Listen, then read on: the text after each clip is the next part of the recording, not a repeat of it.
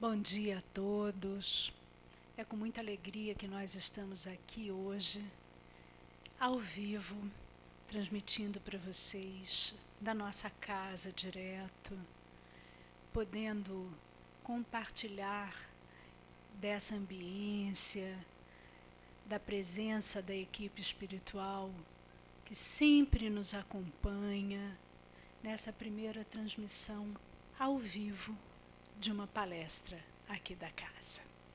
Então, vamos unir nossos pensamentos em muita gratidão, em muita alegria, por podermos estar aqui recebendo dessa luz, desses ensinamentos que nos serão trazidos, com essa doutrina querida que nos sustenta. Vamos pedir à equipe espiritual da casa que envolva a todos nós, mas que envolva especialmente a nossa querida companheira Eliane Bassul, que vai compartilhar conosco os frutos do seu estudo nessa manhã. Vamos receber Eliane com todo o nosso carinho. Obrigada, Nanda. Tá bom o som? Bom dia a todos. É realmente muita alegria, muita emoção. Quem me conhece sabe que na hora que eu me emociono, a voz fica assim, mas eu vou me recompor rapidinho. Muita alegria por estar aqui depois desses meses todos, afastada fisicamente, mas sempre presente de coração, de alma, às nossas reuniões. E hoje, nessa segunda-feira, nós vamos dar continuidade ao estudo do capítulo 17 do Evangelho segundo o Espiritismo, Sede Perfeitos, um capítulo lindo, aliás, como todos, mas esse eu tenho um xodó especial por ele. E como a maior parte, a grande maioria mesmo dos capítulos do Evangelho segundo o Espiritismo, a primeira parte do capítulo é composta ou da apresentação de uma parábola de Jesus ou de uma citação do Evangelho, e nesse capítulo, essa primeira parte nos traz uma mensagem do Evangelho de Mateus, se não me engano, sobre amar os inimigos, uma fala de Jesus sobre esse exercício tão difícil ainda para nós de amar os inimigos. Em seguida, a citação de Jesus, nos capítulos, vêm os comentários de Kardec, e nesse capítulo, os comentários de Kardec versaram sobre o homem de bem e os bons espíritas. O homem de bem e os bons espíritas, nós tivemos a oportunidade de fazer esse estudo há algumas semanas atrás. E a segunda parte dos capítulos do Evangelho segundo o Espiritismo são as instruções dos espíritos, mensagem que os espíritos superiores enviam comentando o tema. Essa segunda parte do capítulo 17 começou falando sobre o dever, sobre a virtude, e o que nos cabe hoje é uma mensagem do cardeal Morlot, em 1863, falando dos superiores e os inferiores. Mas, deixa eu só fazer uma perguntinha aqui. Monique, é por ali a gravação? Tá? Só para eu olhar em frente, não ficar olhando para o lado oposto. Mas antes de comentarmos essa mensagem do cardeal Morlot, eu gostaria de compartilhar com vocês um conto do escritor Malba-Tahan, que na verdade Malba-Tahan é o pseudônimo de um escritor brasileiro, Júlio César de Melo e Souza. E esse conto de Malba-Tahan nos traz uma história de um homem idoso que caminhava por uma rua, numa aldeia, num deserto entre o Cairo e Istambul, e quando ele está caminhando na rua, um jovem se aproxima dele, muito bem vestido, uma apresentação pessoal muito boa, e com muita emoção no olhar diz: mestre, o senhor se lembra de mim? O senhor foi meu professor. E esse idoso falou: não lembro. Falou: eu vivi uma situação muito delicada com o senhor. Eu me inscrevi para fazer parte da guarda do vizir e o senhor era o responsável pelas aulas que falavam do comportamento, da ética. E aconteceu num determinado dia que um colega de turma chegou e mostrou para todos nós uma moeda de ouro muito valiosa que ele havia ganho do pai. E eu fiquei de olho naquela moeda e no primeiro momento que eu pude, eu peguei a moeda e guardei na minha algibeira, né, na mochila. Mas antes eu esqueci de contar, isso é por conta da emoção, tá? Vocês, por favor, deem um desconto. Esse professor perguntou para ele: e o que você fez, que carreira você seguiu na sua vida? Me parece que você está muito bem colocado socialmente, porque está muito bem vestido. Ele falou: eu me tornei um mestre também, me tornei um professor. E eu me tornei um professor graças a uma lição que o senhor ensinou para nós. Foi aí que ele começou a contar essa história da moeda que ele furtou do amigo. E colocou essa moeda na sua mochila, mas logo depois o rapaz percebeu que a moeda havia sido furtada e reclamou com o professor. Ele falou: eu quero a minha moeda de volta. Esse professor se dirigiu para a turma e disse: quem foi que furtou a moeda do companheiro? E ninguém se acusou. E eu fiquei quietinho, ele dizendo.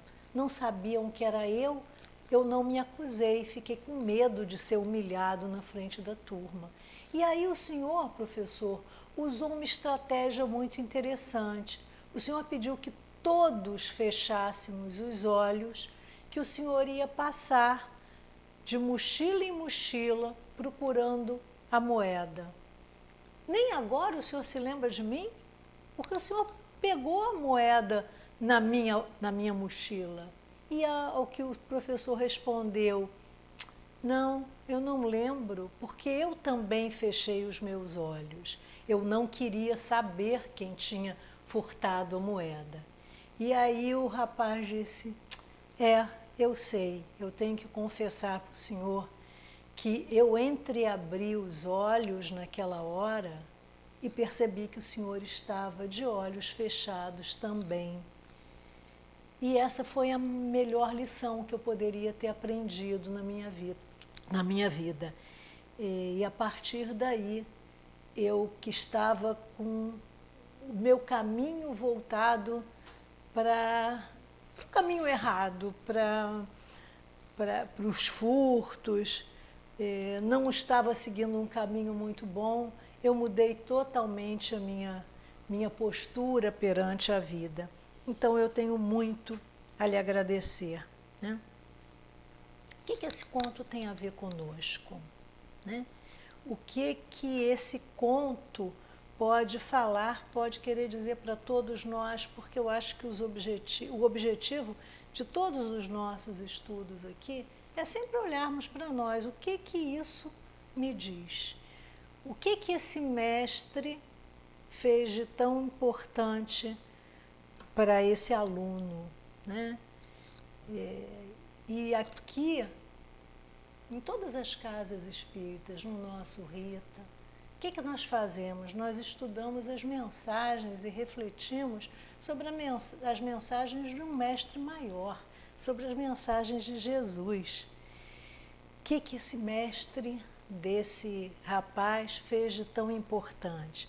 No livro As Dores da Alma, ditado pelo Espírito Hamed, através da psicografia de Francisco do Espírito Santo Neto, quando Hamed fala do orgulho, ele diz o seguinte: para ser bom mestre, não é preciso fazer seguidores ou discípulos, nem mesmo possuir cortejos ou comitivas, mas simplesmente fazer com que cada ser descubra em si o seu próprio guia. É o conhece-te a ti mesmo.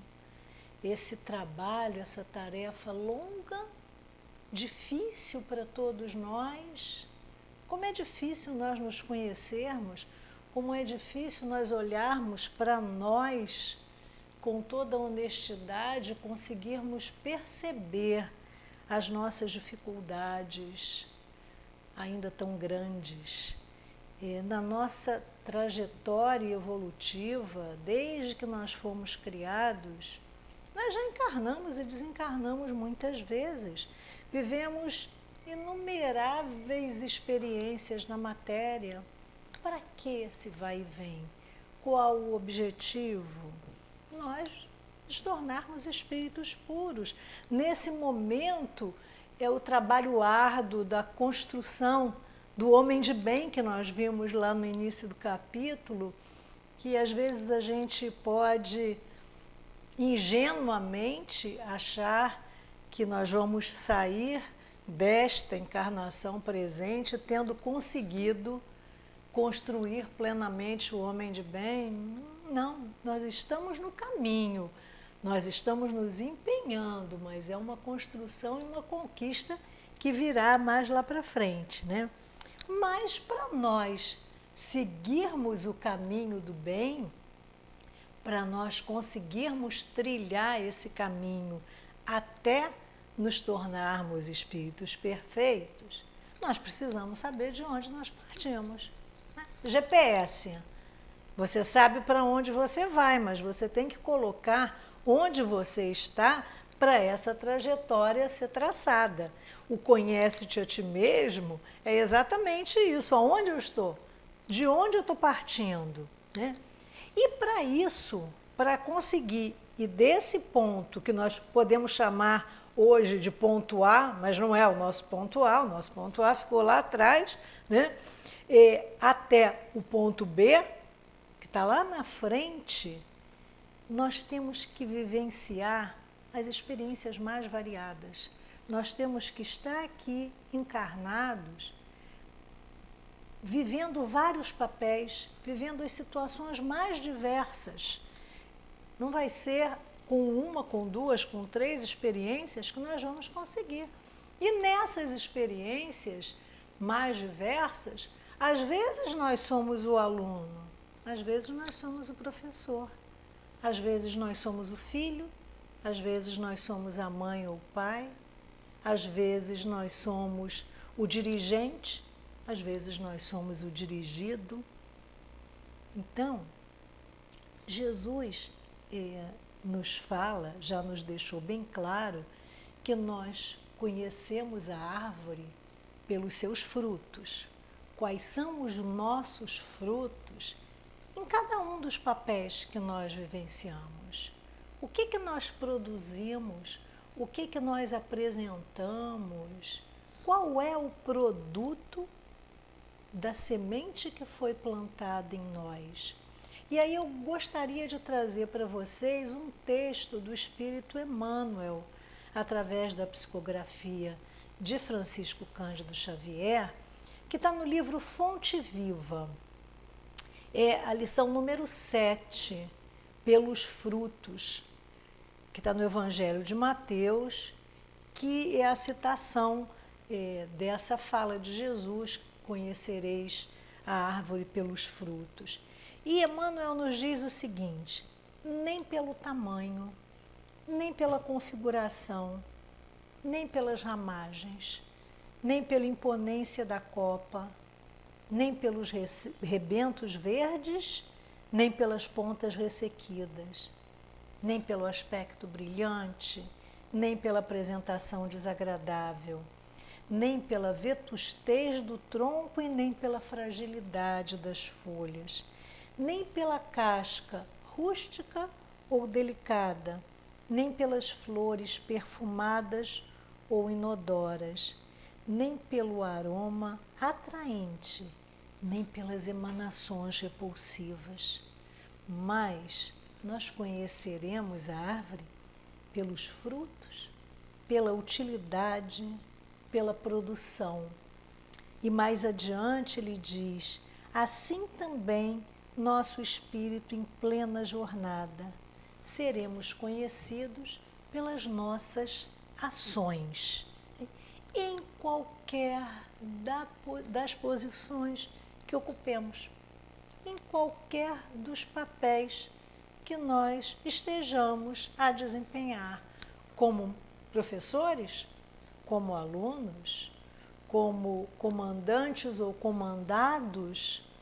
Em qualquer posição nós vamos manifestar quem nós somos, nós vamos mostrar que árvore está frutificando através dos nossos frutos, através das nossas atitudes, através do nosso comportamento. E aí, essas situações variadas, esses papéis variados, o que eles nos ensinam? Ou melhor, o que nós aprendemos? Porque muitas vezes recebemos as lições e não aprendemos. Achamos que aprendemos, né? Tem uma música popular brasileira que tem um verso que eu gosto muito, que diz: a lição sabemos de cor, só nos resta aprender. Né? Então, quantas lições nós recebemos, mas com muita rebeldia nós ainda não conseguimos aprender. Né? Nós estamos aqui, agora, encarnados no planeta Terra. Né? No nível evolutivo que nós vivemos na Terra, o orgulho é algo ainda a ser combatido, e muito combatido. No conhece-te a ti mesmo, esse orgulho fica tão disfarçadinho, tão difícil da gente perceber o que tem por trás de determinados comportamentos nossos. Quantas vezes a timidez é uma expressão do orgulho, né? Quantas vezes uma aparente generosidade é uma expressão do orgulho? Mas nós ainda temos muito que combater esse orgulho. Por outro lado, do lado oposto, uma virtude que nós precisamos trabalhar para conquistar, e trabalhar muito, é a humildade. O quanto precisamos trabalhar nossa humildade, né? Na medida que nós combatemos o orgulho e que nós trabalhamos e fazemos crescer a humildade, nós estamos caminhando. Nós sabemos que nós estamos num planeta que está em transição. Nós estamos assim, tentando deixar, nos esforçando coletivamente para que o planeta Terra se transforme num planeta de provas e expiações, num planeta em processo de regeneração. Nós estamos vivendo um processo, né? Quantas e quantas mensagens nós temos ouvido, recebido e lido, que todas essas mudanças que nós estamos vivendo nesse momento fazem parte desse processo. Não vai ser assim: vou dormir hoje num planeta de provas e expiações, ou vou ficar 40 dias, 100 dias fechado em casa, quando eu sair, eu tenho aqui um planeta em regeneração. Não, não é assim. Nós estamos trabalhando, e é cada um de nós que tem que trabalhar em si esse movimento. Nós ainda estamos muito ligados ao poder material, né? A posse, a matéria mesmo. É ainda muito mais fácil a gente ficar preso no orgulho, na vaidade, do que trabalharmos a humildade. Se a gente voltar lá no capítulo 3 do Evangelho segundo o Espiritismo, há muitas moradas na casa do meu pai, e tem uma mensagem muito bonita que ela é assinada como um resumo do ensino de todos os espíritos superiores. É uma mensagem tanto, em que num determinado ponto ao se referirem aos habitantes dos mundos superiores, eles nos dizem assim, e é interessante, vamos pensar, uma das primeiras coisas que eu aprendi ao estudar a doutrina espírita é que em toda a codificação espírita não existe nenhuma palavra, nenhuma, que esteja ali por acaso. Sabe, não, colocou isso, mas podia ser, não. São muito precisas as informações que nós recebemos. E aí eles falam assim, nesses mundos felizes, as relações entre povos sempre amistosas, sempre, não é na maioria das vezes, não, é sempre, jamais são perturbadas pela ambição de dominar o seu vizinho. Ali não há senhores, nem escravos, nem privilegiados de nascimento. A autoridade é sempre respeitada. Mas que autoridade é essa? E eles continuam, porque é dada pelo mérito e só é exercida com justiça. E aí vem a frase que para mim é assim, a pérola dessa mensagem. O homem não procura elevar-se acima do homem, mas acima de si mesmo, aperfeiçoando-se.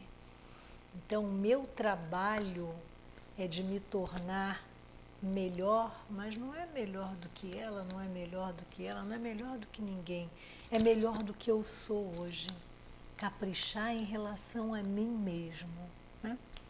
Ok, então vamos ao nosso texto, que até agora eu não falei dele. Isso foi apenas um preâmbulo.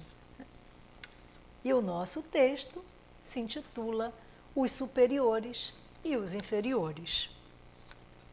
Mensagem do Cardeal Morlot, Paris, 1863.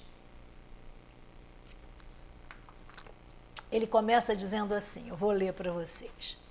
A autoridade, da mesma forma que a fortuna, é uma delegação da qual aquele que a possui terá que prestar contas. E a gente tem que prestar contas de tudo, né?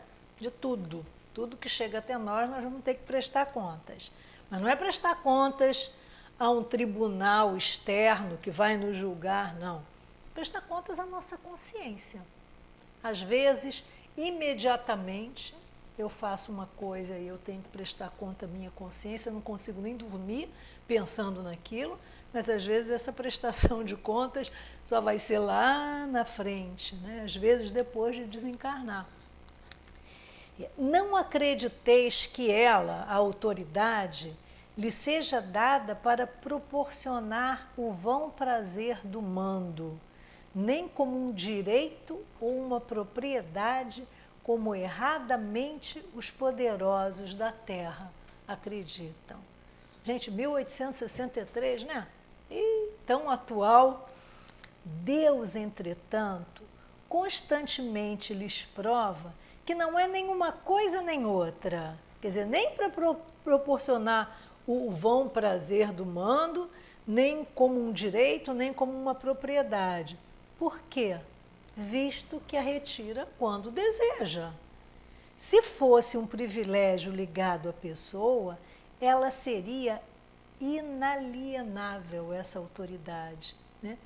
Gente, a única autoridade inalienável é a moral, porque é uma conquista do espírito. E aí, ninguém pode tirar. Tudo que eu conquisto genuinamente como um avanço na minha moralidade é meu. Esse ninguém tira. Eles continuam dizendo, ninguém pode dizer que uma coisa lhe pertence quando ela pode ser tirada sem seu consentimento. Nada. Vamos lembrar daquela história daquele homem que teve uma produção excessiva, né, no seu plantio e que resolveu criar mais celeiros e que naquela noite morreu. Aquilo tudo, aquela produção lhe pertencia genuinamente, lhe foi tirada, porque lhe foi tirada a vida da matéria. Então, conquista moral eu levo comigo. Tudo mais que for material e autoridade, todo aquele que é depositário da autoridade, qualquer que seja a sua extensão, desde a do senhor sobre o seu escravo, até do soberano sobre o seu povo, vamos lembrar que isso foi escrito em 1863, então todo aquele que é depositário da autoridade não pode esquecer-se que é o encarregado de almas. Isso, respira fundo, porque é isso. Toda autoridade que hoje eu tenho sobre alguém é para me lembrar que eu sou um encarregado dessas almas sobre as quais eu tenho alguma autoridade, né? Nós podemos repetir isso em 2020, poderíamos ter repetido em 2019, vamos repetir em 2021, sempre. Isso é atemporal. Autoridade moral para cuidarmos de almas, como aquele professor teve o cuidado de fazer com o seu aluno. Todos nós, de alguma forma, detemos algum tipo de autoridade, com certeza, né? O que nós fazemos com essa autoridade? Qual é o uso que eu dou para a minha autoridade? Como é que eu trato meu filho rebelde? Educando ou castigando? Brigando com ele o tempo todo? Ou orientando, né? Como é que eu trato o porteiro do meu prédio? Às vezes a gente vê pessoas que passam, não dão nem bom dia, né? Como é que eu trato o coletor de lixo? Eu tenho alguma autoridade sobre ele dentro da sociedade em que nós vivemos? As pessoas acham que porque estão numa posição social superior ao outro, são superiores como pessoas, como ser humano. Mas nada disso. Isso é um grande equívoco, né? Como é que eu trato as pessoas que pensam diferente de mim e que eu quero autoritariamente impor a minha ideia? Então, quem pensa diferente de mim está errado, né? Eu tenho vou até fazer aqui no quadro uma figurinha que eu gosto tanto dela. Acho que não está abrindo? Tá. Eu gosto demais dessa figura. Vamos ver se dá para ver. É isso aqui, olha. Aí tem uma pessoinha aqui que olha e diz, é 9. E tem outra pessoinha aqui que olha e diz, é 6. Ok. Questão de ponto de vista, mas se eu detenho alguma autoridade, eu posso impor a esta pessoa que isso aqui é o número 9. Quer dizer, posso achar que posso impor, né? Pois é. Aí a gente pensa nessa época, nesse período de isolamento social, né? O quanto nós precisamos desses, entre aspas, subalternos, né? Daqueles que se expunham ao risco para nós em casa, protegidos, termos tudo que nós precisávamos. Quem era a autoridade naquele momento? Quem era? O que nós aprendemos com isso? Aprendemos? A gente escuta muito, muito mesmo. Ninguém vai sair dessa pandemia como entrou, vão todos sair diferentes. Vamos? Eu vou sair diferente? Você vai sair diferente? Vocês vão sair diferentes? A resposta é, depende. Depende do olhar que eu estou dando para essa situação. Depende da minha atitude, depende do meu sentimento, depende do quanto eu estou aproveitando esse momento para questionar essa própria autoridade. para questionar que poder é esse que eu detenho. Ele continua nos dizendo: se Deus pergunta ao rico, que fizeste da fortuna que devia ter em tuas mãos, deveria ser em suas mãos uma fonte espalhando a fecundidade ao teu redor, também perguntará àquele que possui uma autoridade qualquer, que uso fizeste dessa autoridade? Que males impediste? Que progresso proporcionaste? Se te dei subordinados, não foi para fazer deles, não foi para fazer deles escravos da tua vontade. Gente, isso é tão conhecido nosso, né? Nem instrumentos dóceis do teu capricho ou da tua cobiça. Se te fiz forte e te confiei os fracos, foi para que os amparasses e os ajudasses a subir até mim. Então, que a gente pense que toda vez que a gente tem alguma possibilidade de autoridade sobre alguém, é para ajudar, né?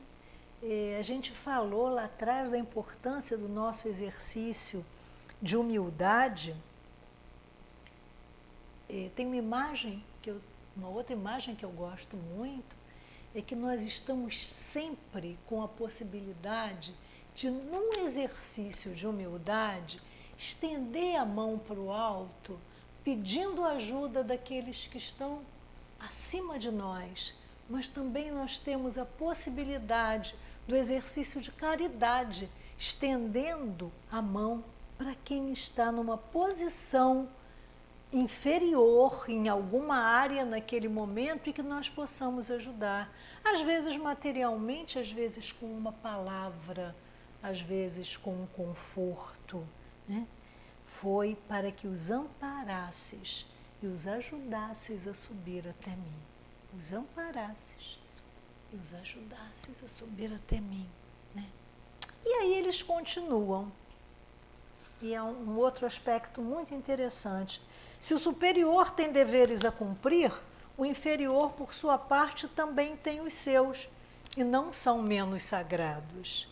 Não está dispensado de cumpri-los mesmo quando seu chefe não cumpre os dele, porque sabe muito bem que os erros de um não justificam os erros do outro. Ah, todo mundo faz, eu vou fazer também, né? Esse todo mundo faz aí em conflito com a minha própria consciência. E aí, essa subalternidade também tem as suas lições, né? Tem a lição da obediência, quando eu consinto com a razão.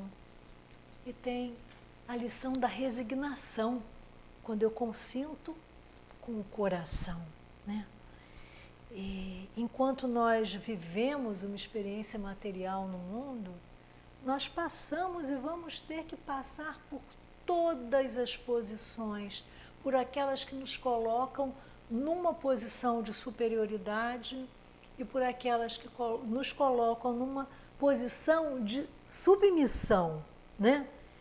E o orgulho e a vaidade, eles estão presentes só naqueles que possuem o papel de autoridade? E não, mas não mesmo, né? O orgulho, a vaidade, o interesse pessoal podem se manifestar em qualquer posição. E o exercício da humildade e da caridade também, em qualquer posição. Por isso nós temos que passar por todas essas situações, pela prova da pobreza, pela prova da riqueza, por todas as situações. Tem uma fala muito interessante no livro Nosso Lar, ditado por André Luiz, através da psicografia de Chico Xavier. É uma fala da dona Laura, que é a mãe do enfermeiro que cuidava do André Luiz. Ela diz assim: é indispensável considerar que 70% dos administradores terrenos não pesam os deveres morais que lhes competem, né? Os administradores, só eles? Ela continua, e que a mesma percentagem pode ser atribuída a quantos foram chamadas à subordinação, né? Esses deveres morais são inerentes a nós espíritos, não são inerentes aos papéis que nós ocupamos. Os papéis só nos dão a possibilidade de externar o patamar moral onde nós nos encontramos e só nos dão a possibilidade de, olhando para nós mesmos e sabendo de onde nós viemos, não onde nós estamos e para onde nós queremos ir, saber direcionar o nosso caminho, né? O que eu estou fazendo com o que eu já tenho, o que eu preciso trabalhar para ter mais. Mas não é para ter mais materialmente, é para ter mais de conquista moral, é para ter mais, para possuir mais aqueles bens inalienáveis que não vai ter traça que vai comer. O que eu estou fazendo hoje na posição que eu ocupo? Eu ainda tenho mais 3 minutinhos, lembra que ele estava adiantado? Yes, eu estou de olho. O que eu estou fazendo hoje dentro da posição que eu estou? E olha só, a gente está falando assim, pode ocupar uma posição de autoridade ou de subalternidade, mas nós ocupamos as duas sempre, o tempo todo. Sempre vai ter alguém do ponto de vista material numa condição melhor do que a minha. E sempre vai ter alguém do ponto de vista material numa posição pior do que a minha. No aspecto moral, então, nem se discute. Nem se discute. Vai ter muito, muito, muito acima, né? E não vamos nos esquecer que um desses espíritos, apenas um, eu vou citar apenas um, dos que tem uma posição um pouco mais avançada do que a nossa, se dispôs a estar aqui do nosso lado o tempo todo. Tem um aqui do meu lado, juntinho, tem um aí do teu lado, juntinho, tem um ali ao lado da Monique, juntinho, o tempo todo, tentando, esticando a mão para nós humildemente pedirmos essa ajuda. Estamos pedindo, estamos conectados a eles. É isso, é o tempo todo. A gente tem muito, muito a evoluir moralmente. Então, meus amigos, para a gente encerrar, eu só queria deixar para vocês uma reflexão. O que eu faria, o que vocês fariam se vocês estivessem na posição daquele professor do conto do Malbataan? Vocês teriam conseguido, eu teria conseguido dar aquela lição tão amorosa para aquele aluno? O que cada um de nós teria feito se estivesse na posição daquele aluno que foi pego, né, sem ser exposto numa atitude que não era a mais adequada? O que eu teria feito com o resto da minha vida? Eu teria me sentido a última das criaturas porque eu fiz uma coisa errada e aí me afundaria? Ou eu teria dado a volta por cima como ele deu, aprendendo a lição? Teve ouvidos de ouvir, teve olhos de ver, foi humilde o suficiente para refazer o seu próprio caminho. Então, que a gente possa ter sempre isso em mente, no papel que eu ocupo, seja ele socialmente de superioridade ou de inferioridade, o que eu faço, porque pelos meus frutos eu vou ser conhecida, pelas minhas atitudes, pelo que eu faço com o que eu já tenho, pelo que eu faço com o que eu já sei. E não vamos esquecer de pedir o auxílio sempre, porque o auxílio está sempre do nosso lado. Na hora que a gente precisar de um consolo, a gente eleva o pensamento ao alto, faz uma prece. E também que a gente não esqueça de agradecer todas as intuições e todas as lições que a gente recebe. Um bom dia a todos, foi uma alegria enorme, enorme estar aqui envolvida nesse ambiente, mergulhada nessa paz e nesse amor desse ambiente. Um bom dia a todos e até o dia que a gente vai se encontrar pessoalmente. Belas palavras, muita reflexão para nós mesmos, para que nós possamos fazer boas escolhas. Nesse momento em que na reunião pública presencial nós nos encaminharíamos para o passe, saibam que toda a equipe da casa permanece trabalhando, que não existe um de nós que esteja conectado aqui nesse momento que vá ficar desamparado. Não estamos desamparados. A presença é muito maior do que a presença física.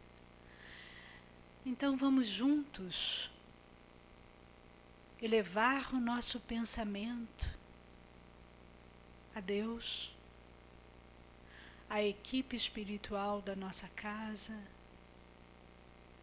aos nossos mentores e amigos espirituais que nos assistem em cada momento da nossa vida e que estão nos assistindo aqui nesse momento, derramando sobre nós os bálsamos e os fluidos necessários para o nosso reequilíbrio.